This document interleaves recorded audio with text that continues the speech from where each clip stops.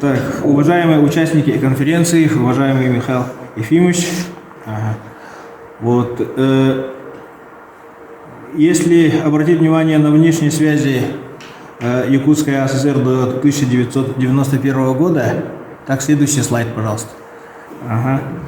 Так, то отмечается, что в годы социалистического строительства из республики по большому экспорту, то есть это следствие монополии внешней торговли государства, так, экспорт вывозились алмазное сырье, олово, уголь, древесина, пушнина.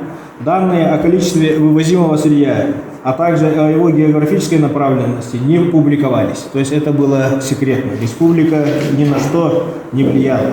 И Михаил Ефимович Николаев вот, является основателем, зачинателем внешних связей Республики Саха-Якутия. Следующий слайд. Первым шагом является создание Национального комитета по делам ЮНЕСКО 11 января 1991 года. Так, следующий слайд. Вот, в марте 1991 года был создан Государственный комитет по внешнеэкономическим связям Республики Саха-Якутия. Председателем был назначен Василий Моисеевич Ефимов. В апреле 1991 года была зарегистрирована Внешнеэкономическая ассоциация Саха-Японского сотрудничества. Следующий слайд. Вот, 27 декабря 1991 года состоялась инаугурация первого президента Республики Саха-Якутия Михаила Ефимовича Николаева. Следующий слайд. Вот, и одним из первых указов президента республики стал указ о создании Министерства внешних связей Республики Саха-Якутия. Он был подписан 19 января 1992 года. Вот, создание министерства, оно упорядочило структуру внешних связей республики, и Министерство внешних связей республики смогло добиться осенью 1992 года подписания протокола между Министерством иностранных дел Российской Федерации и Министерством внешних связей Республики Саха-Якутия о взаимодействии. Вот это был первый документ между федеральным центром и регионом. Следующий слайд.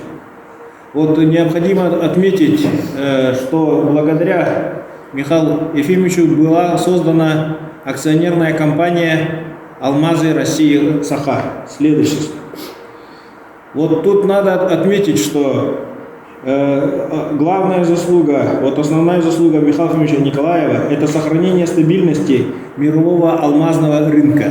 Вот, и руководитель Дебирск Центенари Ники Оппенгеймер прилетал в Якутск в 1992 году, и Михаил Ефимович подписал соглашение с Дебирск, и АК «Алроса» получила от федерального центра право напрямую поставлять алмазы на зарубежные рынки. Следующий слайд. Вот также впервые в апреле 1992 года прошла культурная декада «Ветка сакуры на земле Олонхо» с участием представителей посольства Японии в России и Ассоциации японо-российской торговли. Следующий слайд. Вот. Также в мае 1992 года состоялась церемония подписания учредительного договора совместного предприятия по огранке алмазов Саха-Джапан Даймонд. И уже в октябре на Сунтарском гранильном заводе был огранен первый якутский бриллиант. Он был огранен японским мастером Ямада. Следующий слайд. Вот в июле 1992 года в здании ДЮСШ Якутска прошла первая международная выставка в Якутии «Японская промышленность Якутск-92». Следующий слайд. Вот в 1993 году Республика Саха-Якутия вступила в Северный форум, международную неправительственную организацию приполярных стран и регионов. Михаил Ефимович Николаев являлся председателем этой организации с 1997 по 2001 годы. Следующий слайд. Вот одним из направлений политики Михаила Ефимовича Николаева было создание представительств республики за рубежом.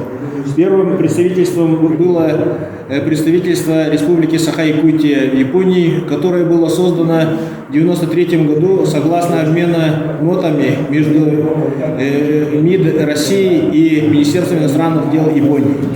Но одним из достижений работы представительства является переоформление Генерального соглашения по южно-якутским углям от Всесоюзного объединения «Союзпромэкспорт» на республиканское предприятие ГУП Якутубы.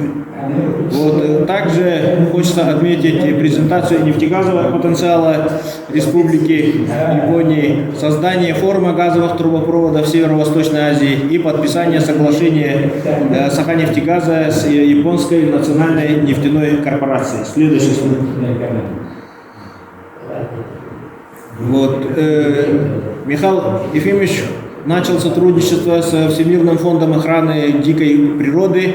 Вот, и по приглашению председателя фонда принца герцога Эдинбургского Филиппа, мужа королевы Великобритании, он ездил на встречу с королем Швеции Карлом XVI Густавом, и герцог Эдинбургский Филипп прилетал в Якутию на открытие станции Лена Норденшельд в июне 1995 года. Следующий слайд. Вот, по поручению правительства Российской Федерации президент Республики Саха-Якутия Михаил Ефимович Николаев подписал от имени Российской Федерации соглашение с Республикой Корея о сотрудничестве в Республике Саха-Якутия. Вот, и одним из итогов этого соглашения стала подготовка предварительного технико-экономического обоснования поставок газа из Якутии в Республику Корея, проект «Сахагаз». Ну, как продолжение проекта началось сотрудничество с Китаем, и проект «Саха-Китай» был разработан в начале 2000-х годов. Следующий слайд. Вот, в сентябре 1995 года был подписан указ президента Республики Саха-Якутия о проведении первых игр «Дети Азии». Первые игры были проведены уже 9 августа 1996 года. Так, следующий слайд.